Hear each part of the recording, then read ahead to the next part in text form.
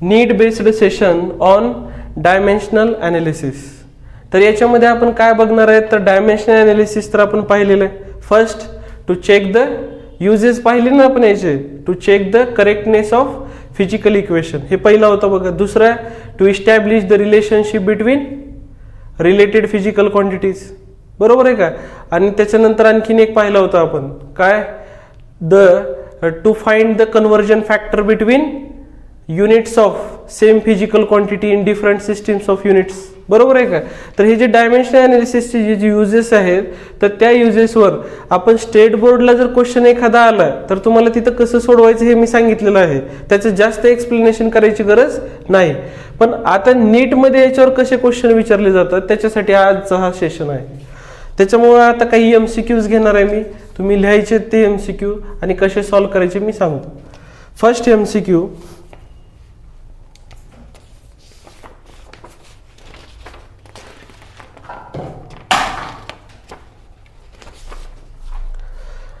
write down question number 1. In S is equal to A plus BT plus CT square. In S is equal to A plus BT plus CT square. S is measured in meter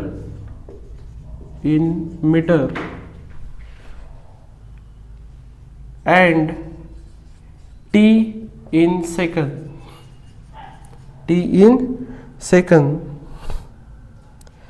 full stop. The unit of C is option A none, option B meter, option C metre per second और metre second inverse. म्हणजे हे -1 आहे, बरोबर आहे. खाली गेले की second, metre per second, त्याला असं पण लिहू शकताय. And last metre second raise to -2. आता हा क्वेश्चन आहे, अशा टाईपचे क्वेश्चन तुम्हाला कशामध्ये येऊ शकतात तर नीटच्या एक्झाममध्ये येऊ शकतात. हे पण नीटलाच आलेला क्वेश्चन आहे. तर लक्षात, प्री मेडिकल एक्झाममध्ये आलेले क्वेश्चन घेणार आज आपण. बघा लक्ष द्या, तर हे असं एक इक्वेशन दिलं जातं आणि त्याच्यामध्ये इथं कुठंतरी एक टर्म असते की त्याचे डायमेन्शन काय आहे, त्याचं युनिट काय आहे असं विचारलं जातं. आता याच्यात काय यूज करायचं बघा, मी हे तर सॉल्व्ह करून देणार नाही कारण एक्झाममध्ये याला फक्त 1 मिनिट वेळ आहे, बरोबर आहे. पण आता मी एक्सप्लेन करणार आहे त्याच्यामुळे थोडासा एक्सप्लेनला जास्त वेळ लागणार. व्यवस्थित लिहून घ्या किंवा समजून घ्या. हे बघा, कुठल्याही अशा इक्वेशन मध्ये तुम्हाला माहिती आहे की दोन्ही साईडच्या सगळ्या टर्मचे डायमेन्शन कसे असतात, सेम. तिथे खाली आहे द डायमेन्शन्स ऑफ, कोणाकोणाचे dimension same, S, A, BT, CT square.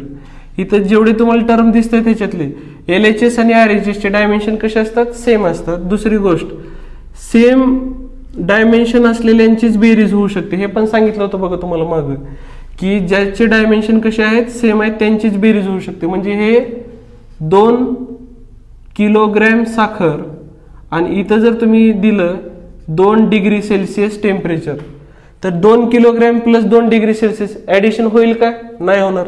जर समजा इथं 2 किलोग्रॅम आणि इथं पण 2 किलोग्रॅम जर दिलं तर 2 + 2 4 किलोग्रॅम होऊ शकतं. कशामुळे तर किलोग्रॅम मध्ये किलोग्रॅम ऍड करायला, बरोबर आहे. म्हणजेच ह्या A चे, BT चे आणि CT स्क्वेअरचे तिघांचे डायमेन्शन सेम असल्याशिवाय बेरीजच होऊ शकत नाही. म्हणजे सेम क्वांटिटीची बेरीज होते. म्हणजे ह्याचे डायमेन्शन, BT चे डायमेन्शन, CT स्क्वेअरचे डायमेन्शन आणि S चे डायमेन्शन इक्वेशन मध्ये समान असतात. हे पहिल्यांदा कळणं गरजेचं आहे. आता ह्याच्यावरून सॉल्व्ह कसं करायचं ते लक्षात घ्या. आता S is equal to A म्हणजे फॉर्म्युला तयार करू शकता तुम्ही. S चे डायमेन्शन आणि A चे डायमेन्शन सेम आहेत म्हणजे हे दोघं समान आहेत, म्हणजे दोघांचे डायमेन्शन समान आहेत. समजा इथं जर क्वेश्चन विचारला असता A चे डायमेन्शन काय, तर तुम्ही सरळ सांगू शकला असतात S चे डायमेन्शन. बघा S कशात मोजलं जातं रे? मीटरमध्ये. मग एस जर मीटरमध्ये मोजलं जातं तर ए सुद्धा कशात मोजलं जातं? मीटरमध्ये. जर असा विचारला असता, ए जर विचारला असता तर. आता दुसरा बघूया बीटी.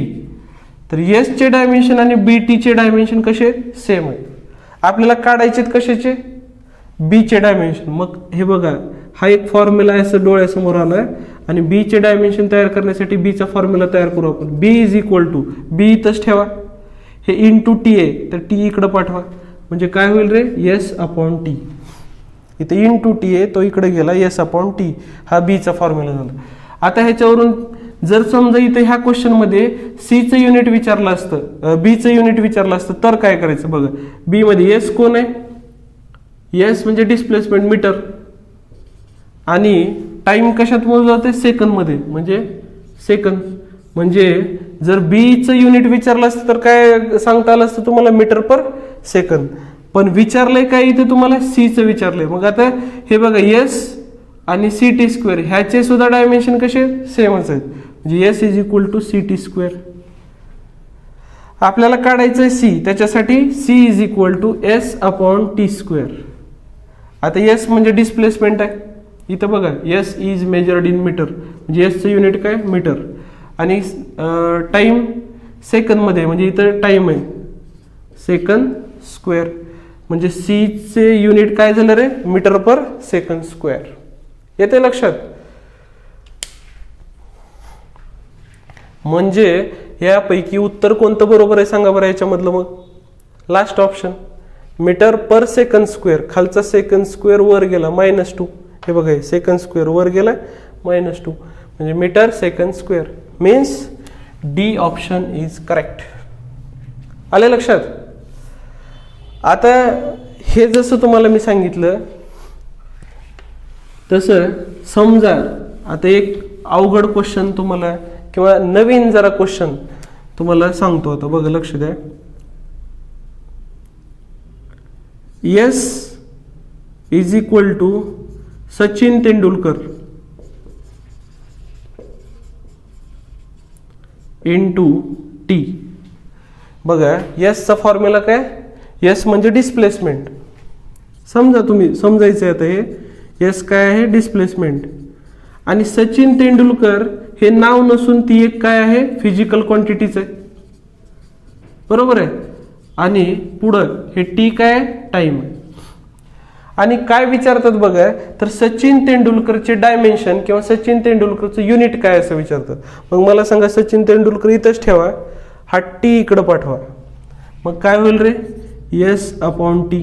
हा टी इकडं आला, इकडं काय राहिलं? फक्त सचिन तेंडुलकर. मग सचिन तेंडुलकर इथं राहिला आणि हे फॉर्म्युला तयार झालाय.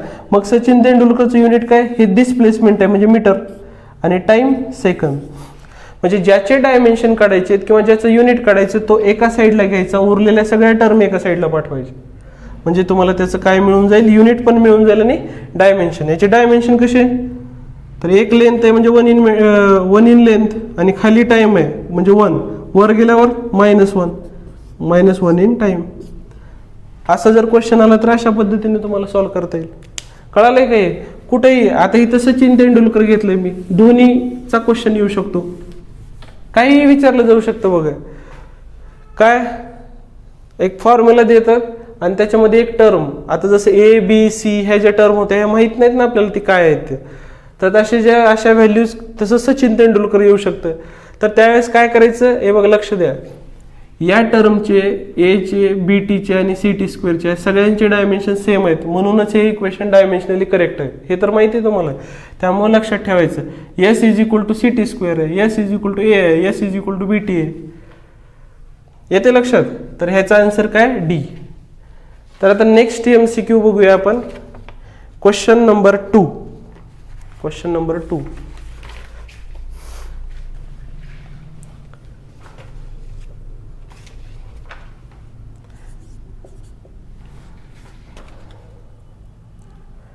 S is equal to A in bracket 1 minus E raised to minus BXT. आता हे E म्हणजे काय आहे? एक्सपोनेन्शियल. हे E म्हणजे लक्षात ठेवण्यासाठी तुम्ही इथे लिहून ठेवा. ई म्हणजे काय असते? हे एक्सपोनेन्शियल, एक्सपोनेन्शियलची टर्म असते ई. लॉग टेबल मध्ये येते बघा. वेअर एस इज स्पीड, हे बघा त्यांच्या मनावर आहे काय द्यायचं ते. इथं ह्याच्यामध्ये त्यांनी काय केलेलं आहे बघा, यस याला काय म्हणलेलं आहे? स्पीड म्हणलेलं आहे. मागच्या क्वेश्चन मध्ये यस काय होतं रे? मीटर होतं, लेंथ होती. ह्याच्यात स्पीड सांगितलं यस म्हणजे. पुढं काय आहे बघा, and X is displacement, and X is displacement. तुम्ही सुद्धा हे क्वेश्चन लिहायचेत बरं का माझ्या बरोबर.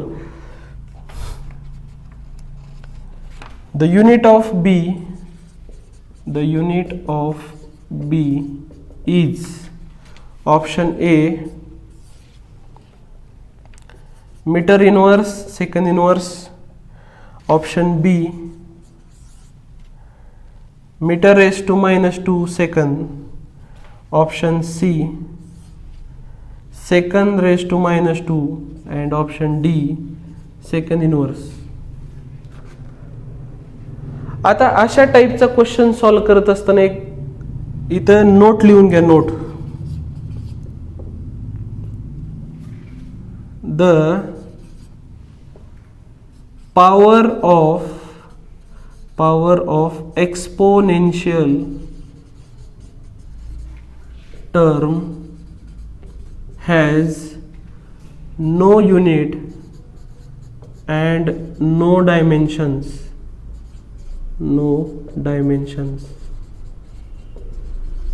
लक्षात घ्या, एक्सपोनेन्शियलच्या डोक्यावर जी टर्म दिलेली असते ती पूर्ण टर्म जी असते ती एक नंबर असते, म्हणजेच त्याला काही डायमेन्शन नसतात. ह्याच्या डोक्यावर काहीही असू द्या, त्याला काय नाहीत? डायमेन्शन नाहीत, युनिट नाही. म्हणजे बी एक्स टी ह्या पूर्ण टर्मला डायमेन्शन नाहीत. म्हणजे B X T is equal to unitless. बरोबर आहे. लक्षात ठेवा, हे पुढं भविष्यात पण कामाला येणार आहे तुमच्या. ई जर दिसला कुठं पण तुम्हाला, त्याच्या डोक्यावर काहीही दिसू द्या, त्याला काय नसतात? डायमेन्शन नसतात किंवा युनिट नसतात. आता युनिट नाही, ठीक आहे. आपल्याला विचारलंय काय रे? बी चे डायमेन्शन विचारले, मग बी इथंच ठेवा. हे एक्स टी तिकडं पाठवा, म्हणजेच काहीच डायमेन्शन नसलेलं 1 आणि खाली एक्स टी. म्हणजे आता फॉर्म्युला काय तयार झालं रे बीचा? बी इज इक्वल टू 1/xt. येते लक्षात? आता बी इज इक्वल टू 1/xt आहे. त्याच्यात एक्स म्हणजे काय रे? एक्स डिस्प्लेसमेंट आहे. म्हणजे एक्स जर डिस्प्लेसमेंट आहे त्याचं युनिट काय असतं? मीटर. म्हणजे ह्याचं युनिट काय? मीटर. नंतर टी कोण आहे? टाइम. टाइमचे युनिट काय? सेकंद. म्हणजे 1/मीटर/सेकंद. खालचा मीटर वर गेला काय होईल? Metre inverse. खालचा सेकंद वर गेला सेकंद इनवर्स. म्हणजे हे पहिल्यांदा तर हा फॉर्म्युला तयार करता आला पाहिजे तुम्हाला. कशाचा? बीचा. ह्याच्या डोक्यावर जे काही दिसतंय ना तुम्हाला, त्याला काय नसतात? डायमेन्शन नसतात. म्हणून ह्याला कसलेही डायमेन्शन पुढं नव्हते, काही युनिट नव्हतं, कुठलाही फॉर्म्युला समोर ठेवला नाही, फक्त बी एक्स टी ठेवला. त्यातला पण बी काढायचा होता फक्त, म्हणून बी इथंच ठेवला, हे एक्स टी इकडं पाठवलं. आणि मग एक्सचं युनिट मीटर, टीचं युनिट सेकंद, आणि ते दोन्ही वर गेले मीटर इनवर्स सेकंड इनवर्स. म्हणजेच ह्या क्वेश्चनचा आन्सर काय आहे? ए, मीटर इनवर्स सेकंड इनवर्स. आले लक्षात?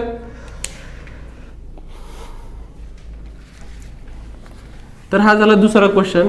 ह्या दुसऱ्या क्वेश्चनचा आन्सर पण सांगितलं तुम्हाला, कसं सॉल्व्ह करायचं ते पण सांगितलं. आता काय करतोय माहिती का मी तुम्हाला?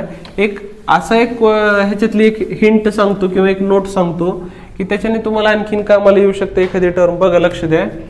जर समजा असं इथंच एक्सपोनेन्शियलच्या वरच्या डोक्यावर जर असं दिलेलं असेल कॉस एक्स टी असं दिलेलं असेल, कॉस एक्स टी ईच्या डोक्यावर.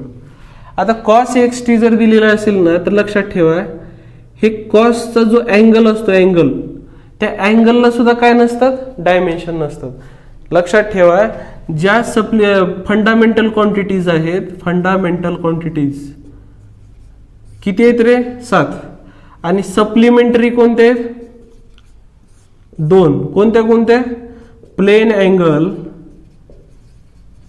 थीटा आणि सॉलिड अँगल ओहम, बरोबर आहे. तर ह्या ज्या दोन क्वांटिटीत ह्यांना सुद्धा काय नसतं, डायमेन्शन्स नसतात, युनिट असतं त्याला, डायमेन्शनलेस.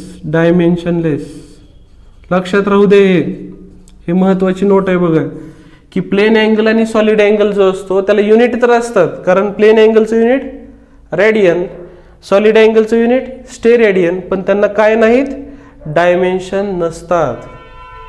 ओके, म्हणजे कॉसचा जो अँगल असतो, लक्षात ठेवा, कॉस, टॅन, साइन असे कुठले पण येऊ द्या ट्रिग्नोमेट्री मधले फंक्शन्स, कॉस, साइन, टॅन ह्याच्यातलं कुठले, कोसेक काही येऊ द्या, त्याचा पुढचा जो अँगल असतो त्याला काय नाही, युनिट नाही, युनिट आहे, डायमेन्शन नाही. त्याच्यानंतर third question,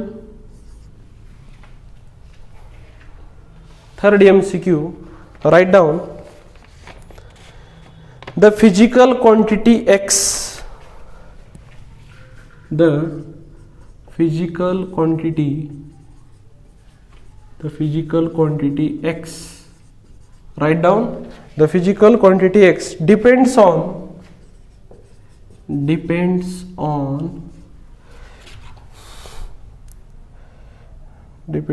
quantities y and z are follows. कशा पद्धतीने डिपेंड आहेत ह्याचा अर्थ तुम्हाला माहिती आहे की ह्यांच्यामध्ये काहीतरी फॉर्म्युला तयार झालेला आहे एक्स साठीचा. x is equal to ay plus b tan CZ, where a comma b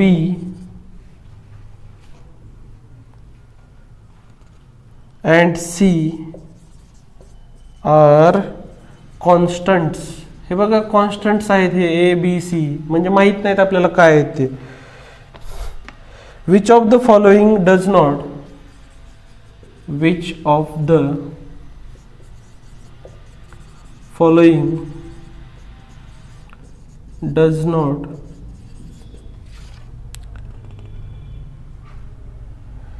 have the same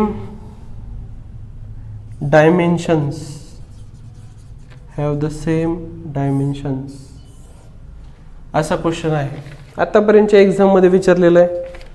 हे बघा, खालील जे 4 पर्याय दिलेले जाणार आहेत त्यापैकी कुठल्या पर्यायामध्ये 2 क्वांटिटीचे डायमेन्शन सेम नाहीत असा पर्याय हुडका म्हणलेला आहे. आणि हे इक्वेशन दिलेलं आहे तुम्हाला, x is equal to ay plus b tan CZ. आता option A x and b, option B म्हणजे काय शोधायचं, x चे आणि b चे डायमेन्शन सेम आहेत का नाहीत. जी अशी क्वांटिटी 4 पैकी सापडेल की ज्याचे डायमेन्शन सेम नाही ते उत्तर आहे आपलं. Option B C and Z inverse, option C y and b upon a, आणि option D x and a. तर पाहूया आपण आता. हे बघा, हे इक्वेशन आहे आणि ह्या इक्वेशन मध्ये ए वाय हे सगळं आहे. आता लक्षात घ्या, ए आणि एक्स ए वाय, एक्स आणि ए वाय मी तुम्हाला सांगितलं ना, टर्म कुठल्याही फिजिकल इक्वेशन मध्ये प्रत्येक टर्मचे काय सेम असतात, डायमेन्शन सेम असतात. म्हणजे एक्स चे जे डायमेन्शन आहेत तेच ए वाय चे पण आहेत आणि तेच बी टॅन सी झेड चे पण आहेत. म्हणजे या तिघांचे डायमेन्शन सेम आहेत. ह्याचा अर्थ काय, X is equal to A Y पण आहे डायमेन्शनच्या बाबतीत, बरं काय. हे असं मनातले मनात करायचं फक्त हे. आणि एक्स इज इक्वल टू काय, बी टॅन झेड सी झेड पण आहे. ओके, तर ह्याच्यावरून ओळखायचं की, आता लक्षात घ्या, हे बघा ह्याच्यामध्ये समजा मी असं करतोय की हे एक्स इथंच आहे, हा बी tan सी झेड. आणखीन एक लक्षात घ्या, हे ए वाय ह्याचे डायमेन्शन आणि समोरच्याचे डायमेन्शन पण सेम आहे. म्हणजेच काय लिहू शकता, A Y is equal to B tan C Z. Okay. आता लक्षात ठेवा, टॅनचा जो अँगल असतो त्याला डायमेन्शन नसतात. टॅनचा जो मी सांगितलं तुम्हाला साइन कॉस टॅन हे जे अँगल यांची जे अँगल असतात त्याला डायमेन्शन नाहीत. म्हणजे थोडक्यात ह्याला डायमेन्शन नाहीत. म्हणजेच एक्सचे आणि बीचे डायमेन्शन काय झाले, ह्याला तर डायमेन्शन नाही पुढच्याला. म्हणजे टॅन म्हणजे कुठलाही अँगल असू दे त्या टॅनचा, त्याचं उत्तर एक नंबर येणार आहे. त्यामुळे त्याला काय नसणार, डायमेन्शन नसणार. म्हणजे हे तर संपला. म्हणजे एक्स आणि बीचे डायमेन्शन सेम आहेत.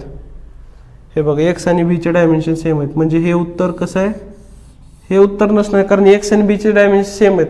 सेम नसलेलं हुडकायला सांगितलं आपल्याला. ह्या दोघांची तर सेम आहेत, म्हणजे पहिल्यातलं तर नाही. आता दुसरं बघा. आता इथं काय म्हणलेलं आहे, सी अँड झेड इनव्हर्स.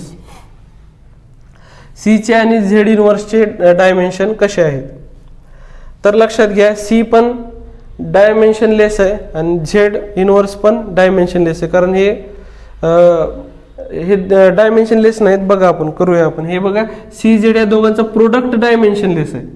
म्हणजे C Z is equal to dimensionless. मग सी इज इक्वल टू काय असेल, 1/z. C is equal to 1/z. मग खालचा झेड वर आल्यावर झेड इनव्हर्स. म्हणजे सी आणि झेड इनव्हर्सचे डायमेन्शन सेम झाले. म्हणजे दुसरा पण पर्याय नाही, कारण दोघांचे सेम झाले डायमेन्शन. आता तिसऱ्याकडे जाऊया. y आणि b/a आहे. बघूया आपण आता इथं. हे बघा, इथं बघा, ह्या टॅनचा जो अँगल आहे ह्याला तर डायमेन्शन नाहीत, राहिला फक्त b. म्हणजे y is equal to b/a. हे y इथंच ठेवला, a इकडं पाठवलं.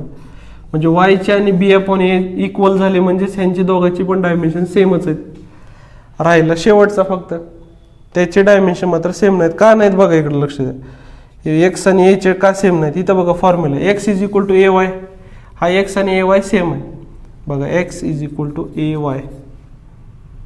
मग मला सांगा, X is equal to A Y आहे ना, X is equal to A जर असतं तर आपण म्हणलो असतो सेम आहे. म्हणजे शेवटचा पर्याय तुमचा करेक्ट आहे. म्हणजे does not have the same dimension. X आणि ए चे डायमेन्शन सेम नाहीत. असे क्वेश्चन तुम्हाला नीटसाठी विचारले जाणार आहेत. त्याची तुम्हाला काय दिली, एक थोडक्यात आयडिया दिलेली आहे. याचे नंबर ऑफ एक्झाम्पल ज्यावेळेस तुम्ही सॉल्व कराल त्यावेळेसच खऱ्या अर्थाने तुम्ही नीटच्या तयारीसाठी परफेक्ट झालेला आहेत असं म्हणता येईल. आणि शेवटला तुम्हाला एक होमवर्कसाठी एक क्वेश्चन देणार आहे आणि एक हिंट सांगणार आहे. हे बघा, डायमेन्शन्स हे फक्त 11वीतल्या पहिल्या टॉपिकमध्येच काढायचे नसतात, तर 11वीचे जेवढे काही टॉपिक्स आहेत, 12वीचे जेवढे टॉपिक्स आहेत, त्या सर्व टॉपिक्समध्ये प्रत्येक फिजिकल क्वांटिटीला, प्रत्येक फॉर्म्युलाला डायमेन्शन आहे. मग समजा 12वीमध्ये गेल्यानंतर इलेक्ट्रोस्टॅटिक एनर्जी आहे, येते लक्षात, इलेक्ट्रोस्टॅटिक एनर्जी हे 12वीत तुम्हाला शिकायचं. त्याच्यानंतर पोटेन्शियल किंवा वर्क डन ऑफ कॅपॅसिटर हे 12वीत शिकायचं. कॅपॅसिटन्स हे 12वीत शिकायचं. नंतर रिफ्रॅक्टिव्ह इंडेक्स 12वीत शिकायचं. नंतर फ्रिंज विड्थ 12वीत शिकायचं.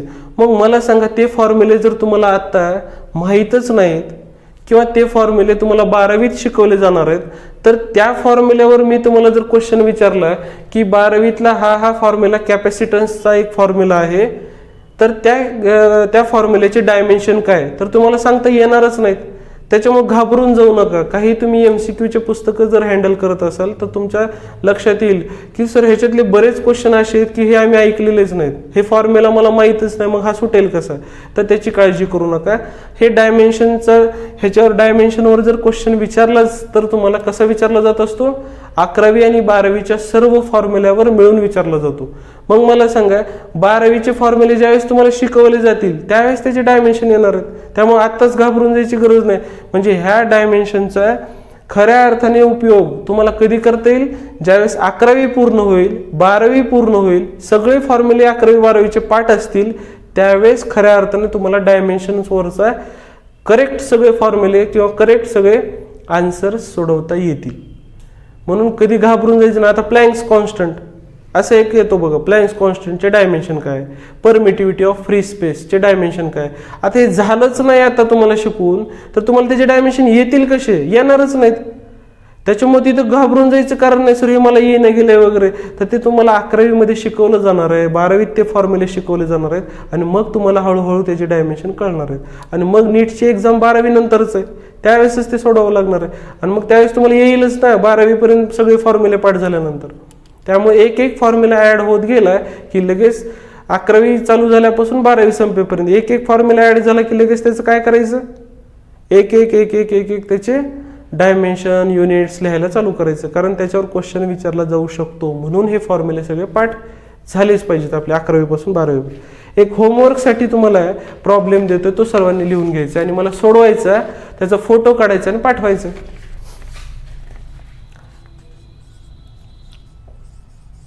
Homework, the velocity of particle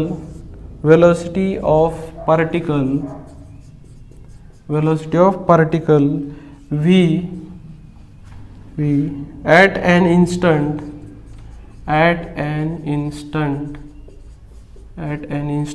t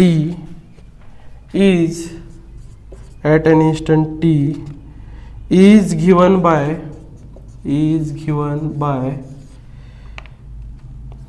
v is equal to at plus bt square. The dimensions of b are. हा क्वेश्चन आहे तुम्हाला होमवर्कसाठी, आणि त्याचे ऑप्शन देतोय तुम्हाला. ऑप्शन ए एल, ऑप्शन बी. आता काही जणांना वाटायचं तिथं डोक्यावर काहीच लिहिलेलं नाही. हे बघा, काहीच लिहिलेलं नाही याचा अर्थ किती असतो, तिथं 1 असतो. लिहिला तरी चालेल, नाही लिहिला तरी चालेल. म्हणजे इथं काहीच नाही याचा अर्थ 1 असतो. जर 0 असेल तर तिथं 0 लिहिला जातो. जर 1 असेल तर काही वेळेस लिहितात, काही वेळेस नाही लिहिलं तरी चालतं. काहीच लिहिलेलं नाही याचा अर्थ 1 असतो बरं काय. नंतर option B L T inverse, option C L T raise to -2, आणि option D L T raise to -3. Okay, तर लक्षात ठेवा, हे एल टी माहितीच आहे ना तुम्हाला, मीटर सेकंद. युनिट लिहिण्याच्या ऐवजी फक्त मी काय केलेलं आहे इथं, डायमेन्शनच्या ह्याच्यामध्ये LMT मध्ये लिहिलेलं आहे याला फक्त. आले लक्षात. तर असे क्वेश्चन सॉल्व्ह केले की तुमची नीटची तयारी झाली असं समजा, आणि बिंदास्त राहा अभ्यास. आता हा क्वेश्चन मला सोडवा, पट सोडवायचा आहे. त्याचा फोटो काढून मला पाठवून द्या. Okay, thank you.